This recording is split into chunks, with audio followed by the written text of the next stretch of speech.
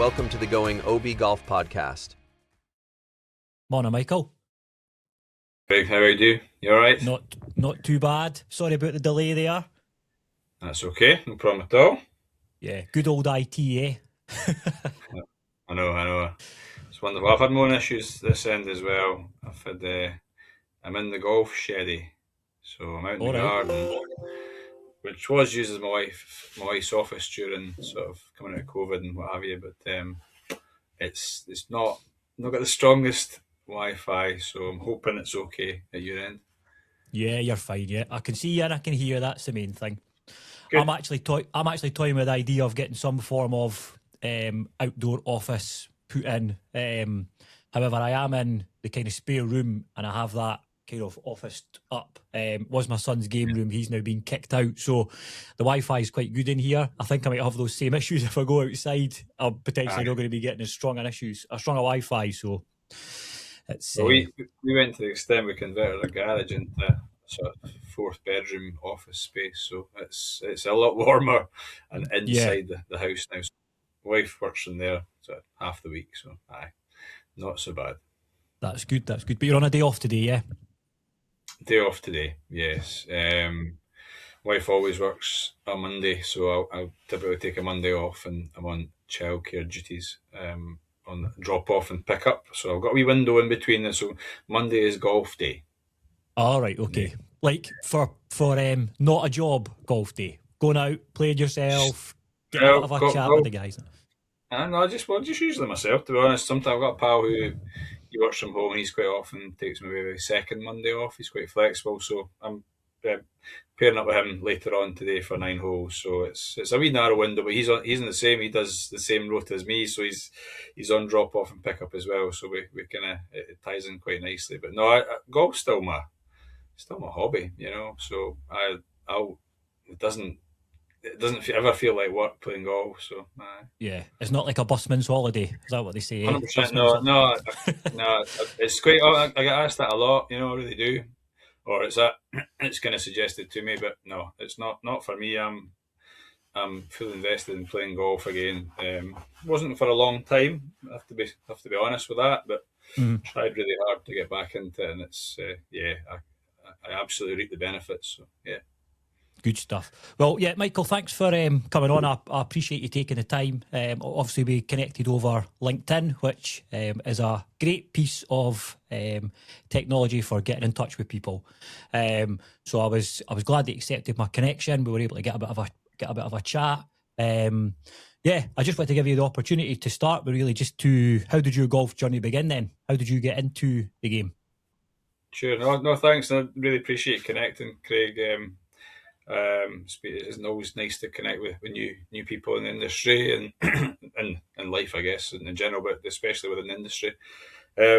So I was lucky. My parents moved to Linlithgow when I was just preschool, and my father worked with a lot of people. He's a teacher, as was my mum, and a lot of his colleagues played golf. He didn't play golf at this stage. He was a shinty player, would you believe?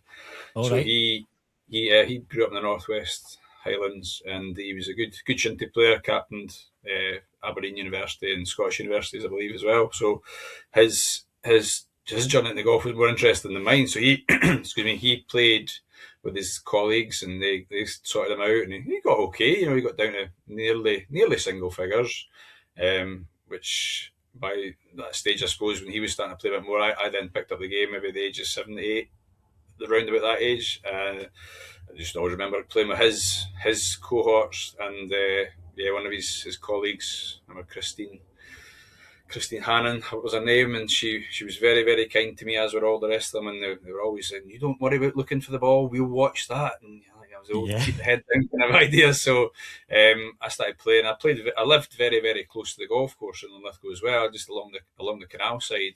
So I used to bomb along my bike and did the usual, as a lot of us did in those days. You spent the whole day there if you could through the holidays, and grew up playing lots and lots of sports. Alongside my academic side as well, and just kept playing.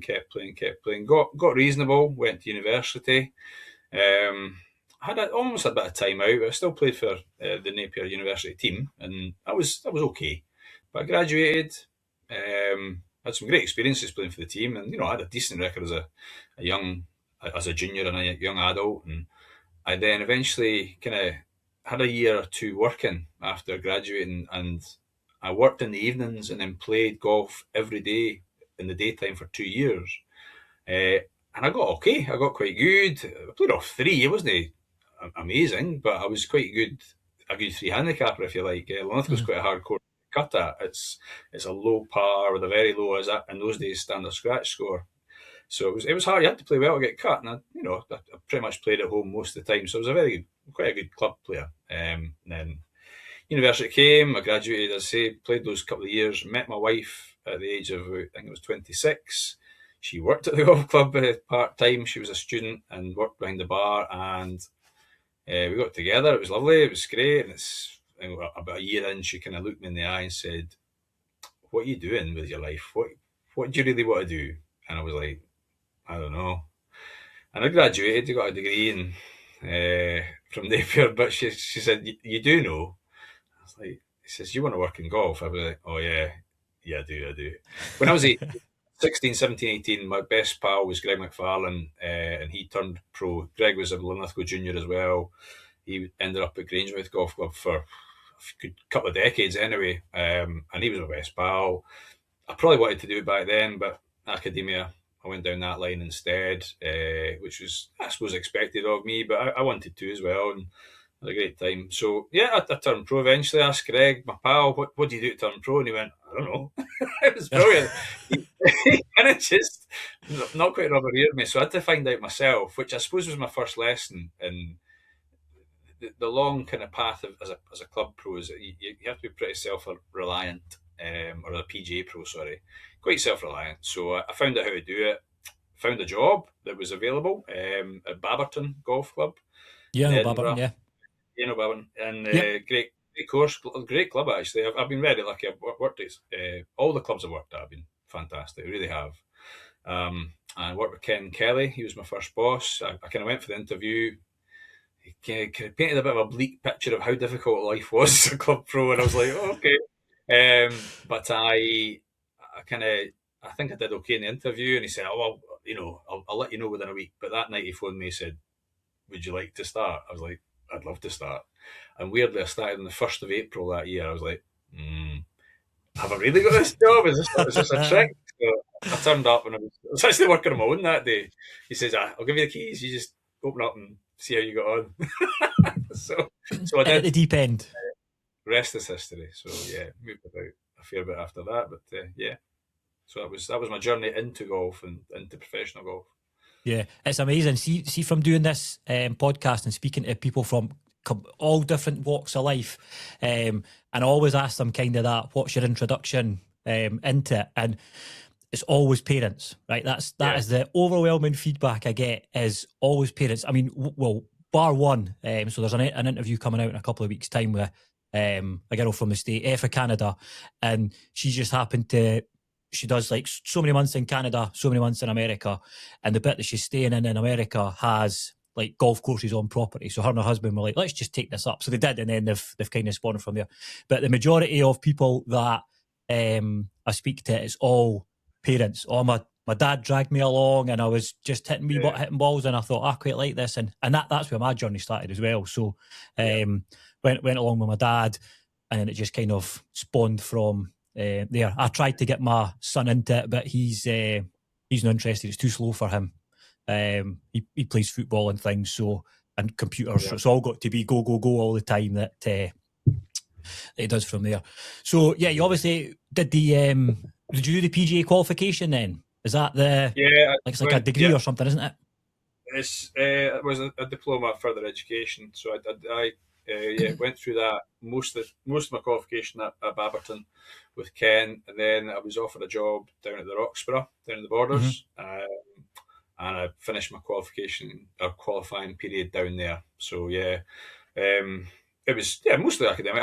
Because I had a degree. I went on to an accelerated routeway, which meant I condensed 3.5 years into 2.5 years, which was, in hindsight, the wrong thing to do, actually, because I was working full time. I think we bought a flat from memory.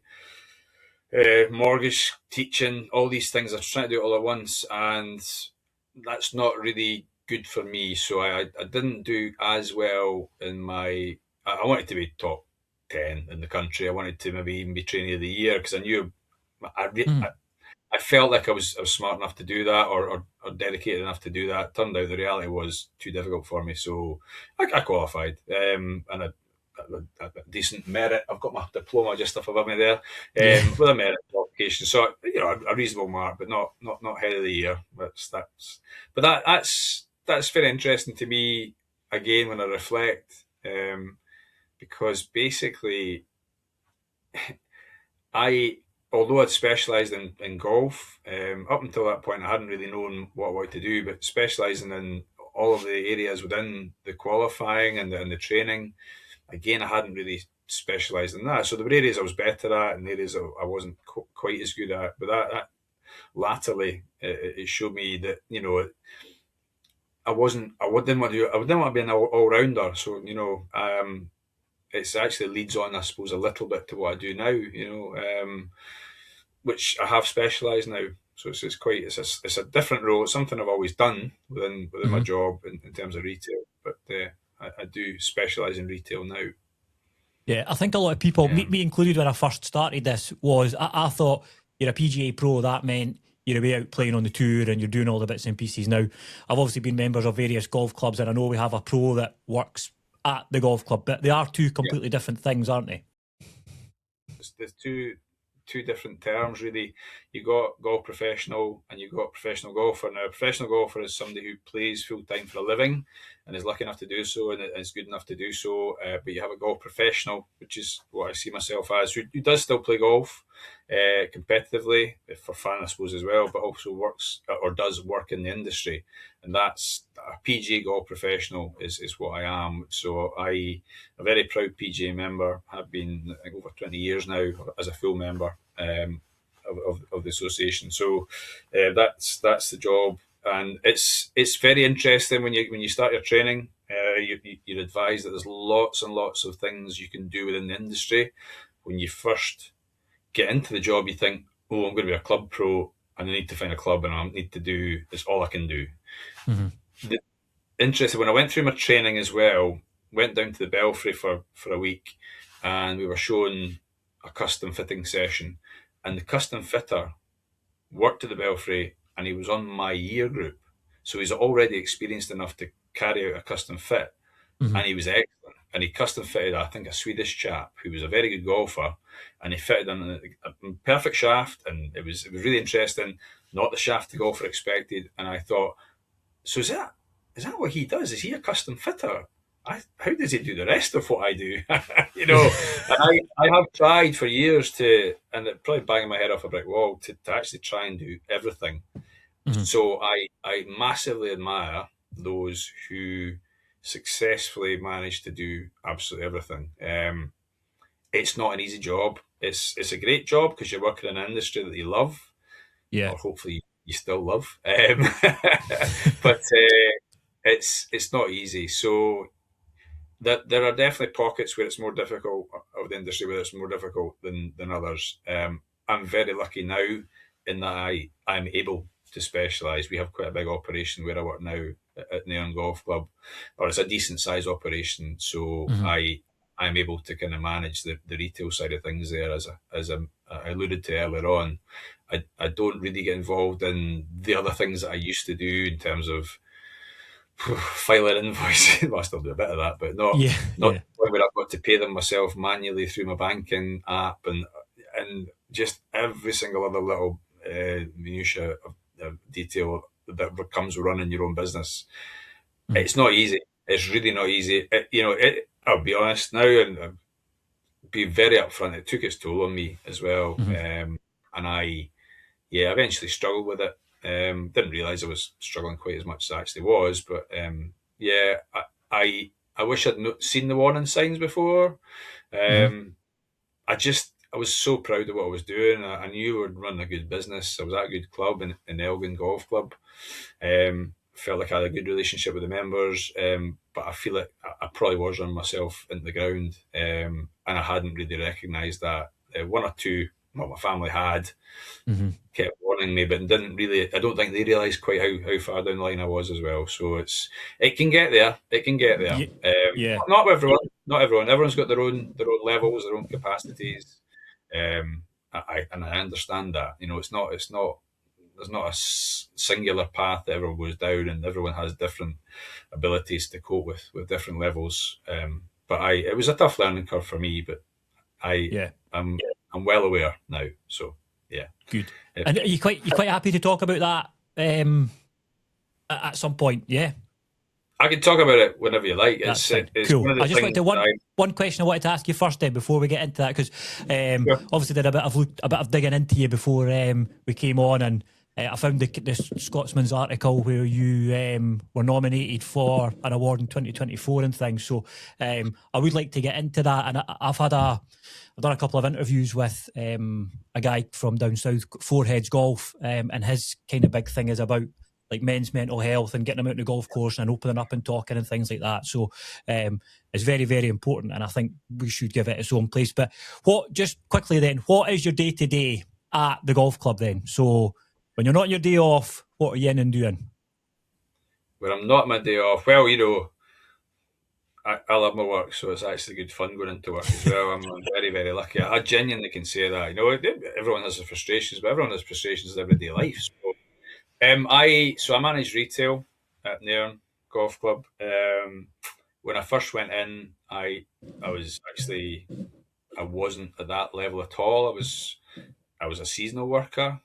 Quickly became permanent. My line manager left.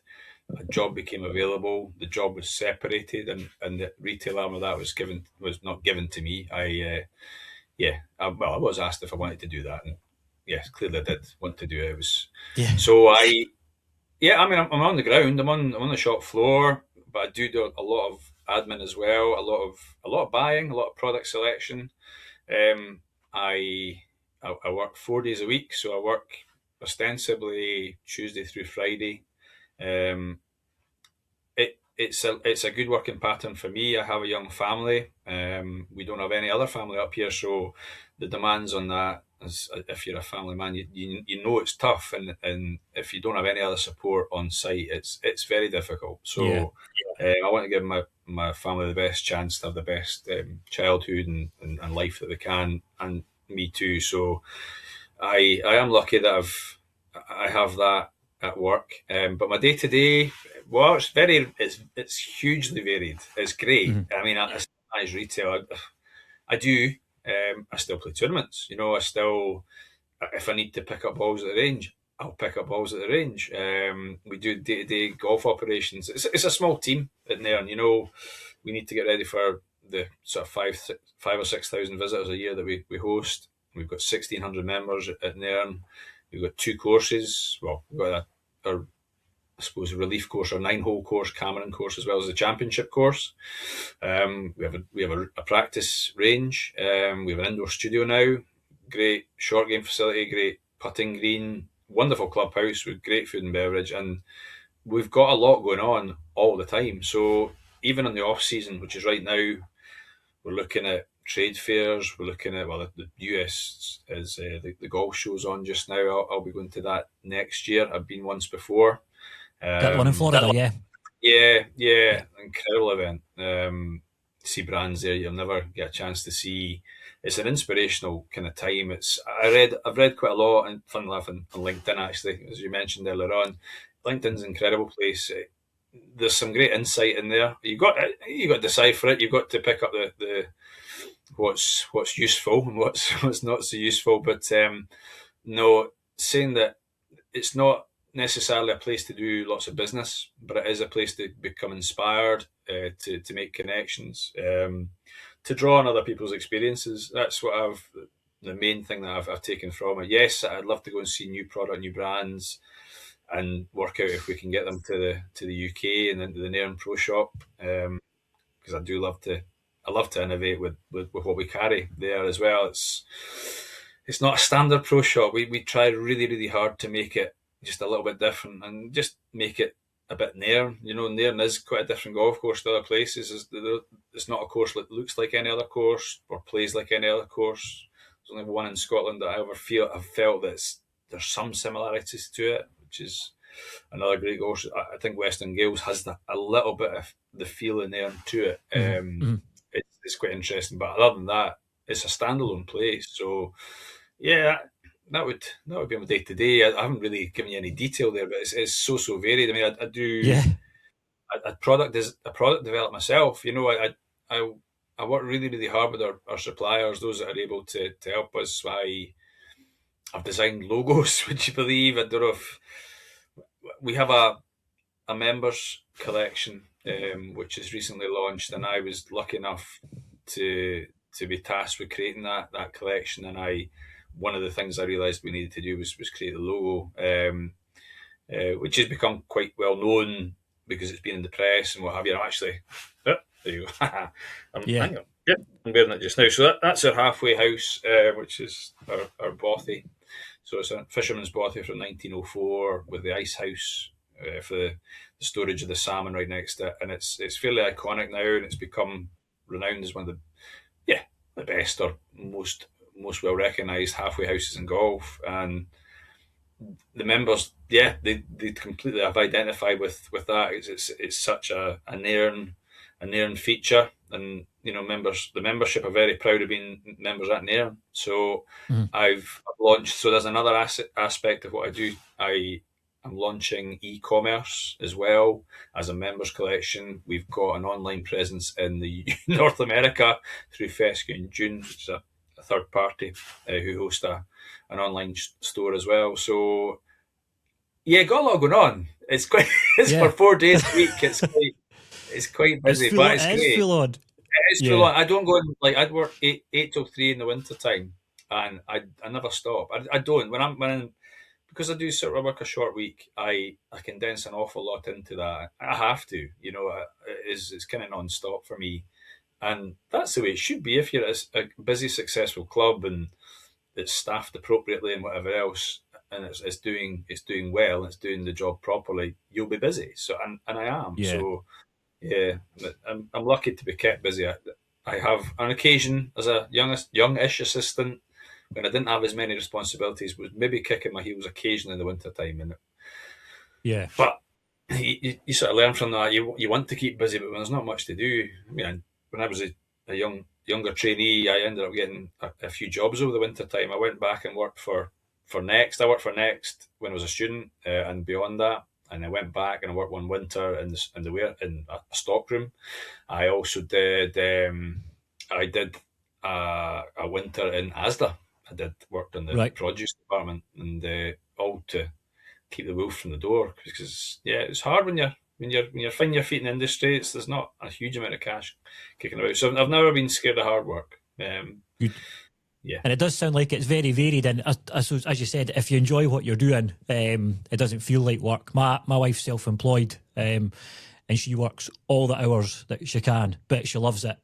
She's properly involved in everything. She's similar to you. She's retail. She's got designing products and selling stuff. She does e-commerce. She's doing all these bits and pieces. So I definitely know how difficult retail is. I'm not in retail from a day job, but I know what she brings home with her and is still sitting doing orders at 10, 11 o'clock at night and whatever else. So massively. This is one of the issues that it was one of the issues that I was faced with when I was head pro at Elgin, and I was there for 9 seasons, and I believe I did a good job, but I was bringing it home. So I used to allude to the fact we were open 363 days of the year. I was adding some days in there. And I thought, how did that happen? I know. It was a long year.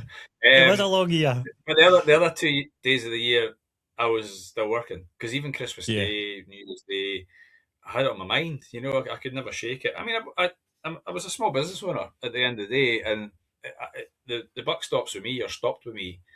It was my bank balance. It was always at risk, or was being rewarded, whichever way you like to look at it. So there was incentive, but there's also a lot of pressure. And I struggled to escape from that. I did. And although, if I just looked at how not how successful I was doing, but that I was secure and that we were doing okay, and that if I did something a little bit wrong or didn't do something perfectly, it probably wouldn't have mattered. I didn't really view it that way. It was much more. I took a lot more on my own shoulders than I maybe should have done. Yeah. The delegation of or I could have delegated better, I suppose, and I learned that too late. But hey ho, you learn in life. You learn. Yeah, and is that what, as you spoke about earlier, is that what kind of led to the start of your kind of mental health issues that you were having? And I guess so. Yeah. I mean, I tried a few things earlier in my time at Elgin. I tried. We had a driving range attached, which was taken for housing. That was developed by the landowner. He was actually a part owner of the developers as well. So it was a kind of internal job.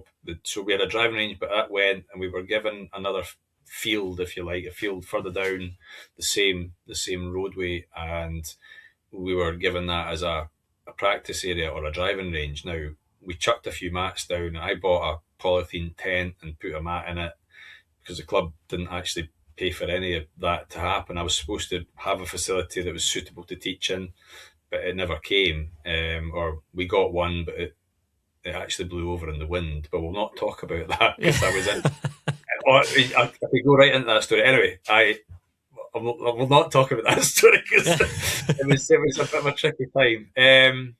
So I suppose part and parcel that was I tried to develop that, and I was given the reins to try and develop it commercially by the club, so that therefore I was running it, and I saw that as another arm of my business, but I was already doing too much, and it didn't work, and I lost a lot of money, and I got very stressed, and it was the first time I'd probably failed at anything, not in life, but in business, and I took it really, really hard. I had a bit of a downturn.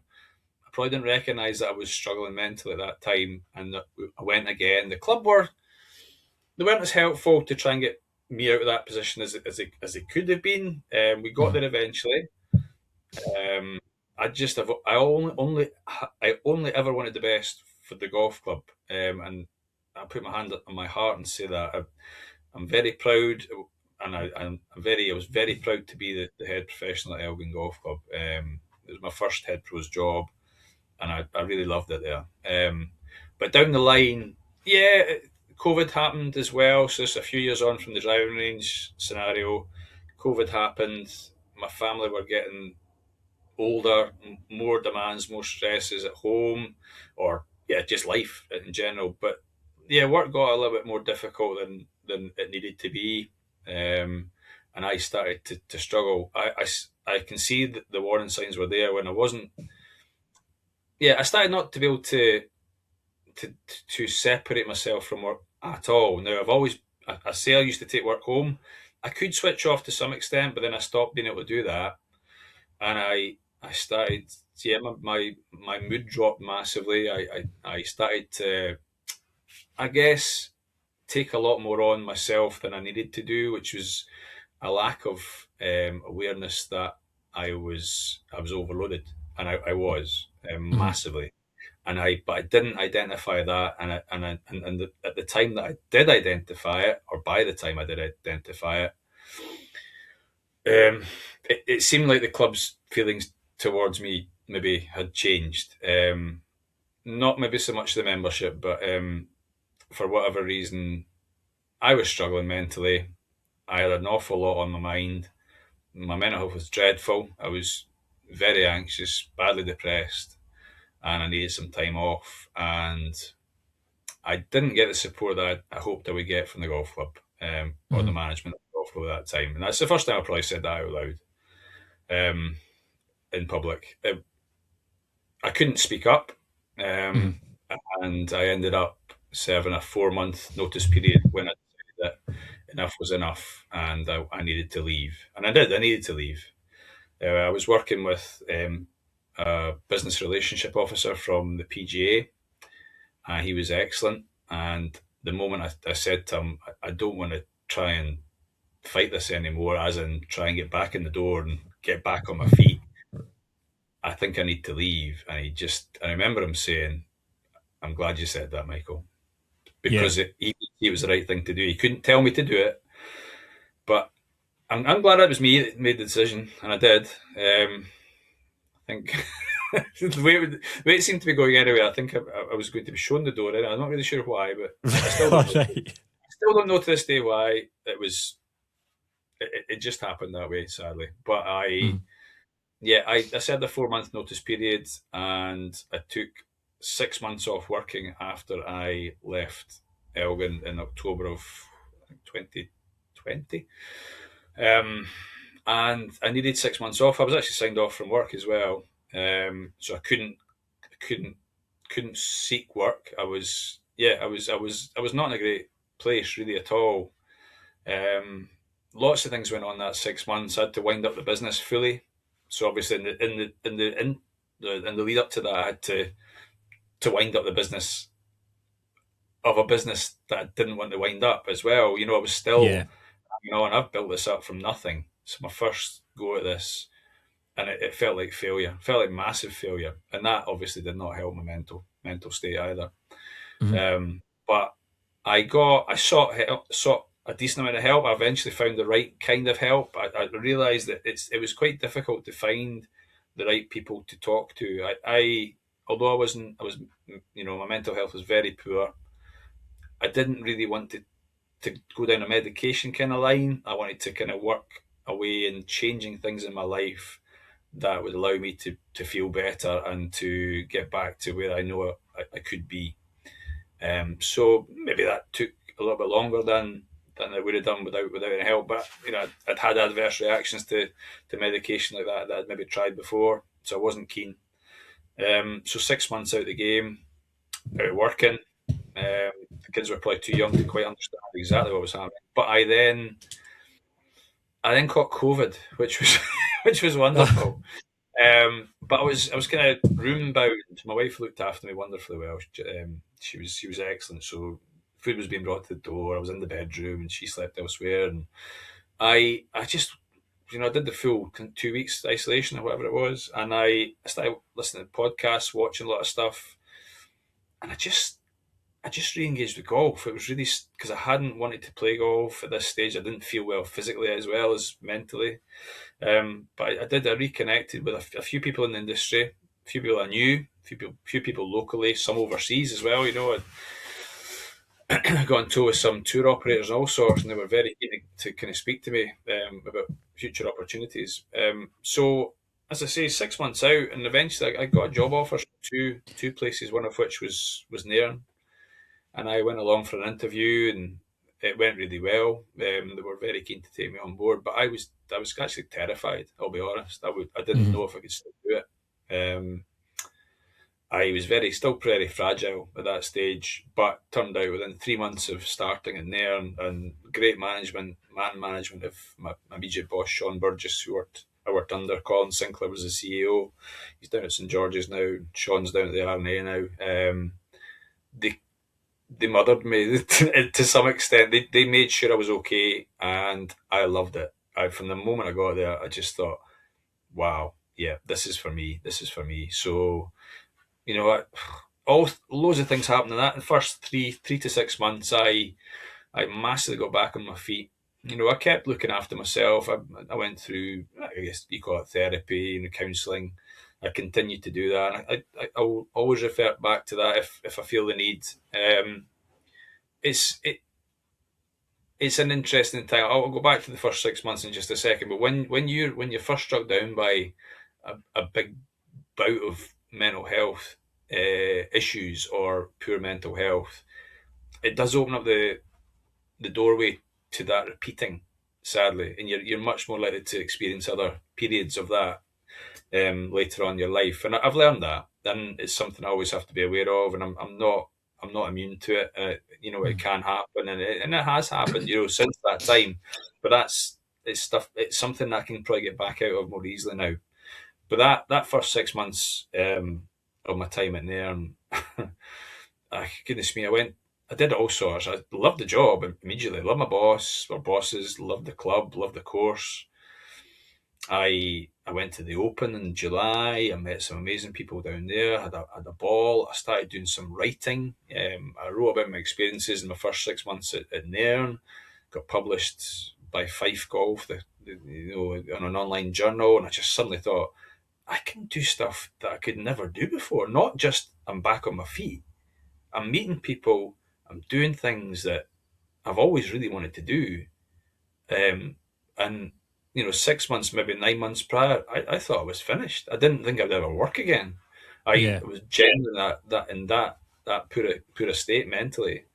I thought at one stage my brain was disintegrating, which sounds ridiculous, but that's how bad it got. I thought, oh, my brain cells have just started evaporating. What's happening here? I couldn't function normally, and it was a horrible time. But it is temporary. I'm a big subscriber to this too shall pass, or nothing is forever. Mm-hmm. You've got to hold on to good times for as long as you can, enjoy them as much as you can, but be aware when things aren't so good, it's not going to last forever. You will find a way out of it. And I've become quite philosophical as I've got older, um, and it's helped me. I mean, you refer back to there was a Toby Sunderland nomination for Scotland for the national award, and I worked. I didn't work towards that at all. It was in recognition of trying to raise some funds for Sam H, the mental health charity. I've got a tie-in with Cove Sea Golf Club, golf course, Yeah. and yeah, we run an annual charity open. So that was. I didn't expect to ever be doing that, but it was one stage when I'd been a bit further down the line on my own journey. I wanted to start to give back, and I saw that people in my own position, they maybe don't always have the support they need, or they maybe not as aware that there are more people out there who are struggling with similar things, and that there are people there to help, or even just if you start talking. And I'll never stop talking about it. It might make people uncomfortable who aren't themselves comfortable talking about mental health. It's a much bigger issue, a much bigger awareness. There is more awareness rather now of mental health conditions and how detrimental they can be. I always want to bang the drum. I'm here for anyone to speak to. Be honest, I've done it, and I've been through it. I've mentored PGA students who've faced the same challenges or similar to those that I have been through. We found pathways through them, and a big part of what I suppose I do these days is I'm very aware, and I'm always there for somebody, friends, strangers, whoever, and hopefully I've helped a few people along the line, with their along their journey to more positive mental health, because it's not easy. It's not easy. It's always there, and sometimes Yeah. you don't know. You don't know. Yeah, well, as I touched on earlier on, I spoke about a year and a bit ago to Ricky from Foreheads Golf. So that's basically what they do. People can reach out to them and they'll go for a game of golf and talk. I personally think that golf as a driver for getting a conversation going is brilliant, right? You're out there. Normally you're playing with the same group of guys, and you're out there for 4 hours and you're not going anywhere. So that's the type of time to just check in with your pals or check in with somebody and how's things with you? How you getting on? And then kind of judge and try and get somebody to open up. I'm quite an open person, probably too much sometimes. Like there's no secrets in me. I'm quite happy to tell anybody anything. So I would like to think that if I was out on the golf course and I was struggling with something, someone would notice that with me because there'd be a personality change, and I'd like to think that the guys I was playing with were like, "You're right, Craig. How's things? You've been a bit quiet yourself." So yeah, it's just a bit of awareness and just be there to support people if they need it.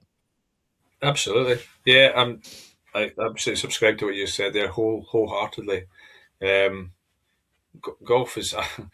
It's funny you say it because I've had a few attempts to try and get something going locally up here along those lines. Almost a meetup. It's hard though, so for somebody to kind of front up for a game of golf with people that maybe don't know that well when they are in a bad place themselves. It's not always what they want. But yeah, what you can do, you can always look after your peer group or your extended group of friends. You can always keep an eye on people. I feel like I recognise a lot more in people when when they do change and what that may be because I can see a lot of the warning signs or the triggers or the kind of the giveaways of as to somebody's not quite themselves. And I think I alluded to earlier on that there's no one way to help or to advise people as to what they can might help them, but at least if you acknowledge it and you kind of you're aware and you make other people aware, they might see, all right, okay, I've got a clue what to do here. Or if you're comfortable enough speaking to somebody yourself, that's so quite often the doorway or opening the gateway to other people improving, is that they just get talking. It's well versed, you need to talk. It's okay not to be okay is a well used phrase, and it is Yeah. okay to talk about things. And sometimes it's the first thing that you need to do, because the moment you start to acknowledge that you're struggling, you can then you will start to open up to other avenues of help. And there's always help out there. How little or great the help might be, there'll be something. There always is. There's always a better way. I When you're in the middle of it, you're the person, doesn't feel like that. 100% doesn't feel like that. You probably think you're done. And I've been through that, and it's a tough place to be. And I can see now, and I'm grateful for the fact that I had the support and I had a friends network, which was amazing. But my family were phenomenal as well. But yeah, it was golf connections. To be honest, people I've met through the industry who I now call my best friends were incredible. They were absolutely incredible for me, and they got Yeah. me talking, and I eventually got me down the path of feeling a bit better. So yeah. Good. Well, what I'll do is Still good. I will include your the link to your blog posts when I put this episode out, so people can go along and read it. Because the blog about last night at a golf club saved my life was really good, and I think people would get something from that. Just on your blog post, the other one that was I was all over is half sets forever. I am a massive advocate for a half a set of golf clubs, mainly because I don't know what I'm doing with a full set of golf clubs, but half a set of golf clubs, I thought the man's bang on here. Well, my hero. I've tuned into a few of your podcasts, and I know that the Sevy's been mentioned in the past. And when I was growing up, I'm a child of the '80s. Sevy was the guy, and Sevy learned on the beach of Pedrena, and he had a 3-iron, I think, tethered together, and he just created shots, and he hit every shot. And I think I make that. I think in the piece that I write, I do talk about if you're stuck on a desert island, what would you do? And you had a 5-iron, how many shots could you hit? And you're like, I could hit a 5-iron. You go, well, that's not true. You can, and yeah, I've got my Instagram feed. when I go on Instagram and look, there's a lot of short sets, there's a lot of small golf bags, there's a lot of things like that. Yeah. I love it. I think I carry 14 clubs. I carry 7 clubs. I carry 6 clubs. But I do prefer a small bag, and I do prefer try to create shots. It's a lovely guy. I think he's all called Old Man Par. A guy called Reese Witters. He's an Australian golf writer, and he said something like he's not here. The golfer he was talking about, not here to count the shots. He's here to hit the shots. And I'm like, I like that. I am. I'll still play tournament golf, and I'm very competitive when I get going. Yeah.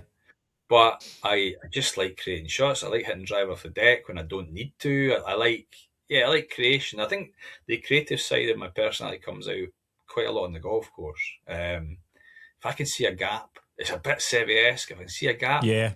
I always think I can hit that gap. Yep. I might not always go for it, but I can see it. And that golf's got that. I have a massive creative side in me, I think, and I've never harnessed it until probably more recently. The design work with the logo I've done, and a few other things. But on the golf course, yes, it's there. So yeah, and I like carrying a light bag because I've got a sore shoulder. Yeah, well, I mean, so I'm up at Glencourse, which is just outside Edinburgh. I don't know Oh, if you know yes. it, but Yeah, I know well. and it's really tight, but they have 8 par threes, right, I on the know, course. I know So it well. Aye. I played with one of my friends about a month and a bit ago at his course, and I was chipping really well, right, and I was putting balls close, and I was and he's like, Craig, can I just tell you, see, in the last year since you've been playing there, your short game's got better. I said, that's a mixture of I'm playing shorter par threes, right, which are tight. I've also got a half bag. So I am now having to manufacture shots with my 52-degree, my 9-iron, Yeah. learning the wee bump and run ones with that Yeah. 7-iron or my hybrid and stuff, which if I took my full bag with me, I would just be like, oh, I'm just going to hit this, I'm going to hit this one. Whereas I have to actually think about what I'm doing because I only have a handful of clubs. It's a wonderful skill to learn. I mean, if you look back to the Tiger Woods, the famous warm up that he used to do as well, it was one club and lots of different shots down here, different shapes. One club, that was he was famous for it. Shot creation helps you when if you can manufacture a few shots with one club. The moment you've got more clubs in your bag, you're like, oh, I've got a club that is easier to do this with. This feels better Yeah. instantly. If you can hit a flop shot with a 9-iron and you carry it off, you go, oh, my technique's not too bad here. I've got confidence that I can do that. And you get a 60-degree in your hand, you go, I don't need to try that hard to do what I did with an iron. A bunker shot with a pitching wedge rather than a 56 or whatever. You learn. It's a great skill if you've got the time to do it. I mean, I hate the idea of standing at the range. I've done it myself. You stand at the range and you hit 40 drivers and maybe half a dozen wedges at the start, and you come home and you go, what did I just do there? Yeah, I've done I've got nothing for an a hour. slightly sore neck and I've got a sore shoulder, but I hit 40 drivers. No, stand there. I mean, create some shots, hit the same club 6 times, make 6 different flights. Yeah. Hit loads of different clubs the same distance. How about that? Go through your whole bag. I love that par 3 challenge sometimes you see on TV. You got par 3, you got to hit different clubs, including putter. I saw one recently. The guy flopped a putter over a bunker. Was it Cam Smith? I did. Yeah, I saw it. Incredible skill. We went through his bag and yeah, I love that. Love that side of the game. Yeah. It's it's definitely improved my game no end. Having to think about what I'm doing because I tended not to. I'm a high handicapper, so I've tended not to think about a lot of shots. Whereas from now, like I said, and seeing it in and around the green, I'm quite comfortable that I can chip it and try and get it close, and I wouldn't say I've perfected that bump and run, but I'm comfortable with it. I know a distance now that I'm like, right, get my wee hybrid, and I'm just going to play this putter stroke, stand it up a wee bit, chip the thing on, and I watch people as well. So I play with some really good golfers, and I watch them, and I'm like, what are they doing in and around about the greens to try and get better? That's really interesting. I know. Well, that's how I learned the game because my dad wasn't really a great player. I just played with the better players in the club as I started to get a little bit better. And it's a well versed kind of method of doing it. Is you go and you start mimicking the swings. If your pal's got a good swing, do what he does. If he's got a good short game, watch what he does. I used to play with the best players at Linlithgow. This guy Stanley Scott was an older chap. He wasn't that old, but he seemed old to me, and he had this wonderful flowing swing. And it was a Jock McNee. He was the club champion. He beat me in the final one year.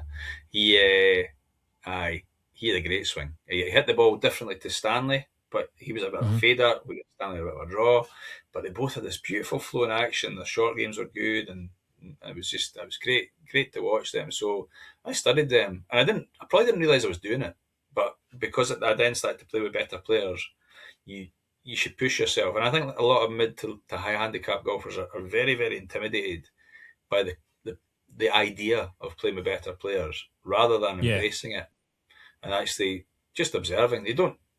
They're not watching you. Better players are not really watching other players. They're concentrating on their own game, or they want to help. And there's a very, very small minority will not enjoy playing with other golfers who are of a slightly lesser ability. They probably would prefer to play competitive stuff, maybe with golfers of their own level, but they'll do it and they'll be helpful for the most part. So yeah, it's how I learned, and Yeah. yeah, it's I played a medal. I played a medal at the course last year, and it was where one of the guys was off a scratch and the other one's off a 2, and I was off 18 at that point. So right from the start, and I'm quite a quick player, so I'm, as much as I'm 18, it's not because I'm like shots all over the place. It was just my putting wasn't very good, or there was just wee bits and pieces. So I said to them, and I was like, look, I'm not going to keep these back. You guys just crack on. I know I'm an 18 handicapper, but we'll just go, because they're like, one of the guys was having to go to work in the afternoon. I said, listen, we'll just fire around. So we did. And then at the end, one of the guys was like, do you mind if I give you a few pointers? I was like, yeah, go for it. I was like, I'm quite happy that you've been watching me. But what I didn't want him to do was, at the start, for me to be like, could you watch what I'm doing as well, and then give me some lessons and give me some pointers, and I will take pointers from anybody. I know Tiger Woods famously said as well, if you want to improve, don't watch YouTube. But I watch YouTube. I watch YouTube golf. I do watch YouTube golf, although I have been down the whole of 20 different coaches all trying to tell you the same thing. So that does take a bit of trying to get through the wilderness of that. Is it 20 different coaches who've never seen you hit a ball? Yes, that's true, aye. But they all know how to play that. Is that how I need to play that shot, eh? It's funny that, isn't it? Yeah, exactly, there's a place for it. There's a place for general tips. There's a place for that. There really is. But you need to engage with somebody, and somebody needs to see you at first. And that's why that better player was able to suggest, look, you could say that you could play the game, and they wanted you to get better. And that's a lovely thing about golf, is most people are keen and happy to share, their experiences, or assist if they can, and invite you to it, not tell you need to do this as well. Glencourse is interesting though. My final year, I think, as an amateur, I played the Lothians qualifying over West Linton and Glencourse. I remember, I'm sure it was those two courses, and I remember coming off a shot 65 at Glencourse and was devastated, because I think, would that be over par? Yes, a 63. Yeah, it's a 63. Aye, I was like, I've just shot 65. I can't believe it. I'm raging. That's a shot. I think I was like 1 over at the West Linton, 2 over at Glencourse, and I missed the qualifying for the Lothians match play stage by 1 shot. That was crestfallen. But no, a lot of friends, friends and family who play at Glencourse. It's a tough golf course, that Craig. I mean, those par threes off the back tees. There's only one under 200 yards, maybe, or about, or one. Aye, it's a tough golf course. It's a good place to learn. Short game, you'd really improve short game around Glencourse because it forces you. Aye, yeah. Well, I'm on a waiting list for a links course. So and they more or less told me it's going to be at least 5 years before I can get in down the East Coast. So my plan is to stay at Glencourse and hone that whole short game, how to manage my game, because I think it does have everything. It has got the long part, like the fourth, it's got the big long par 4, and that you can try and open the shoulders and let something go, but then you've got these par 3s that are tricky, and if you're not hitting the green, you are having to chip and putt to try and make a par. So yeah, I think it's interesting how it's been a good move for me, golfers actually. develop. You see a kind of a type of golfer develop out of certain golf courses. No, I would expect a lot of golfers from the likes of Glencourse to be probably good long iron players and have good short games. Because you're forced into playing that type of shot, and that happens quite often in golf. You see golfers kind of develop in a certain way if they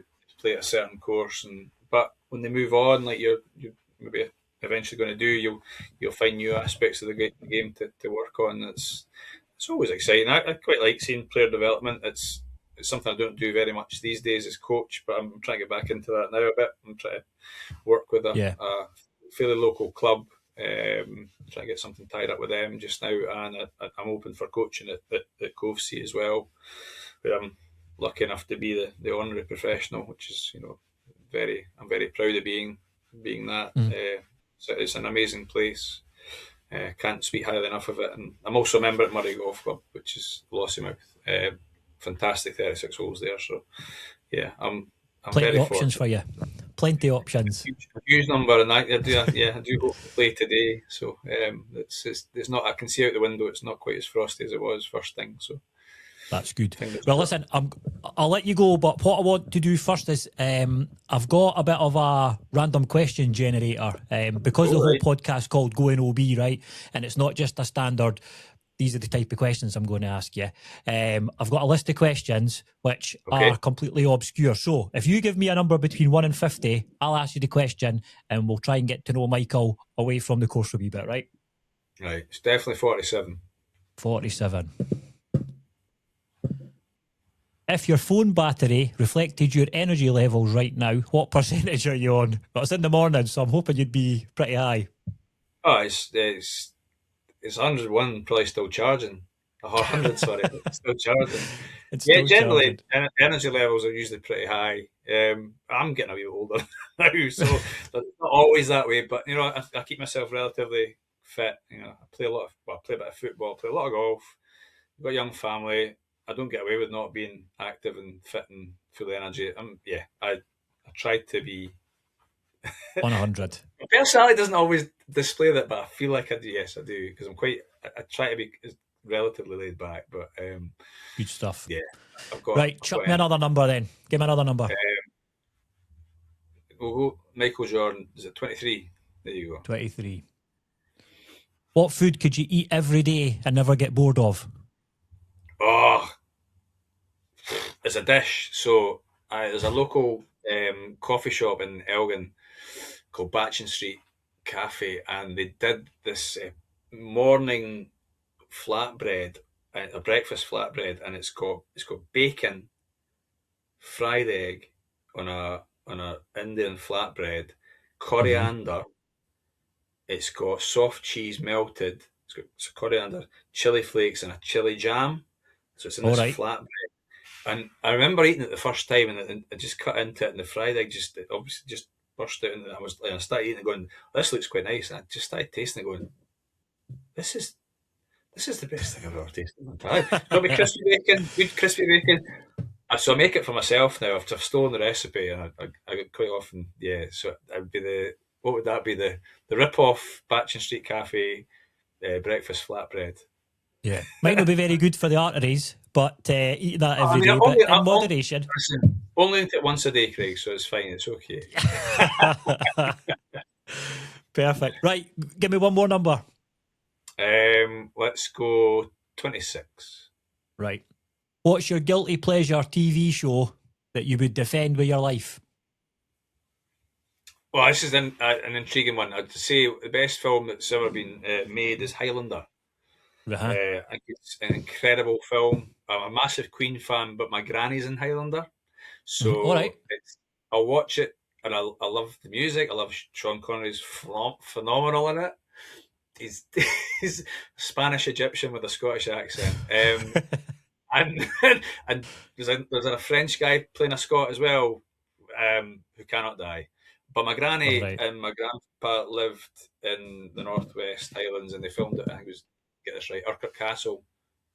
Get the right one. Eileandonnan Castle. Sorry, I think it was. And there's a scene where they walk out, and there's a market, and Christopher Lambert and Sean Connery are walking through the market, and in the background, this fella in a headdress walks past.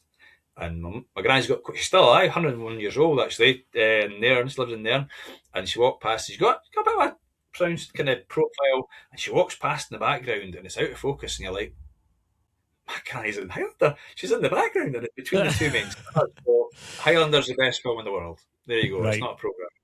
Yeah. Okay, that's fine. I will. I think I watched that years ago, but I might need to rewatch it now that I know It's that. got, you Now I need to know somebody rewatch in it, it. rewatch it and see it's the worst special effects of any film I've ever seen. But it's brilliant. Good stuff. Yeah. I'll get on to that later today. Right, one last one. I'm picking this one for you. So, Okay. right, live golf, obviously. Right, everybody's got their views on is it good, is it bad. Yeah.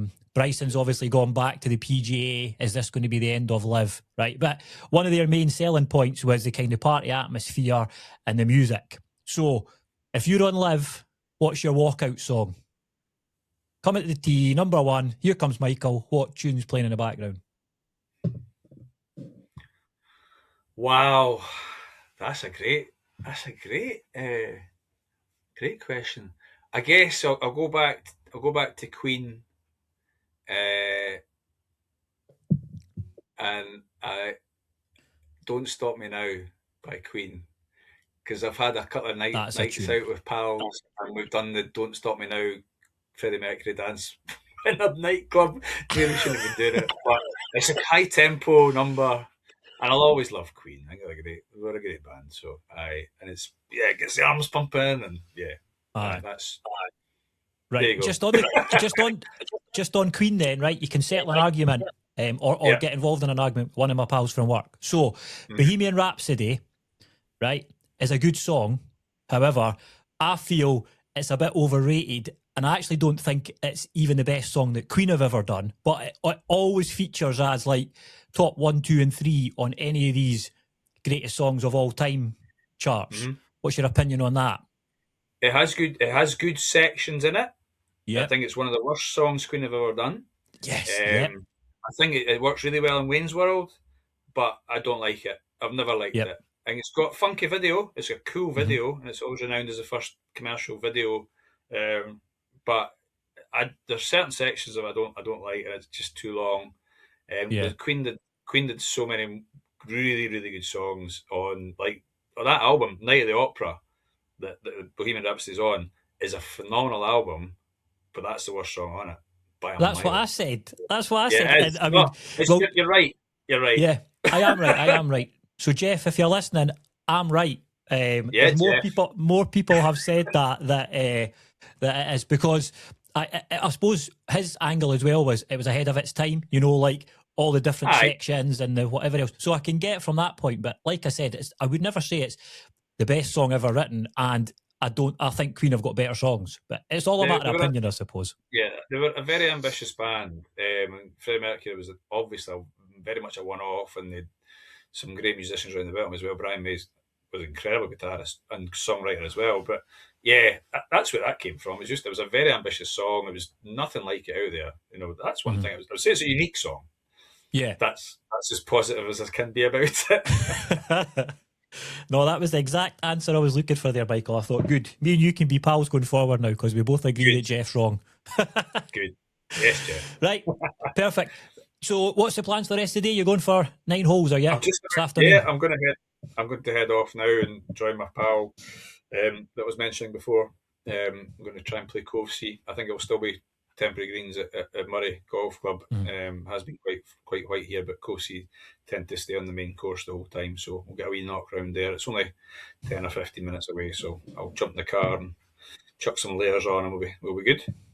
Good stuff. Well, listen, thanks very much for coming on. I appreciate the openness as well. It is a topic, as you said, some people are maybe not comfortable about talking about, but there's definitely help out there, and it just maybe takes somebody to take a wee step to say, actually, I do need a bit of help here. Can somebody help me? Yeah. And then there's plenty out there for people to do. So I'll keep in touch with you. If you're ever down this way and you fancy a wee knock round Glen course, give me a shout.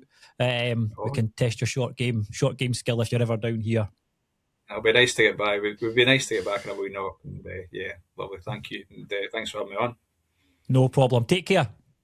Cheers. Thank you. Cheers. Cheers.